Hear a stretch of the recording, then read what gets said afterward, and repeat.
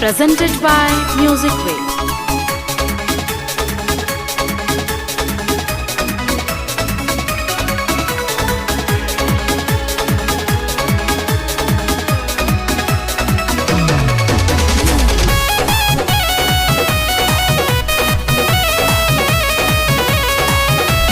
बाहर से सभे लोग चले आइल घरवा, कोरोना से सबे कपड़ टूटल बा कहरवा।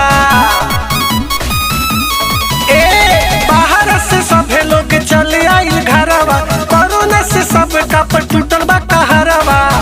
होखे ना कमाई भूखवा से लोगवा मरता, होखे ना कमाई भूखवा से लोगवा मरता।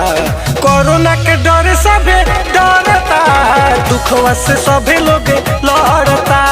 कोरोना के डर सबे डरता, दुखवा से सभे लोग लड़ता।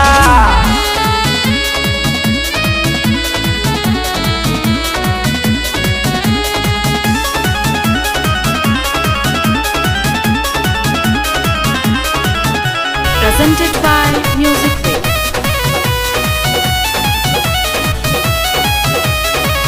केहू नाही निकलत बाटे घर से अब बहरिया, कोरोना के डर से जीव में उठेला लहरिया। केहू नाही निकलत बाटे घर से अब बहरिया, कोरोना के डर से जीव में उठेला लहरिया। होखे ना कमाई भूखवा से लोगवा मरता, होखे ना कमाई भूखवा से लोगवा मरता। कोरोना के डर से सबे डरता, दुखवा से सबे लोग लड़ता। कोरोना के डर सबे डरता, दुखवा से सबे लोग लड़ता।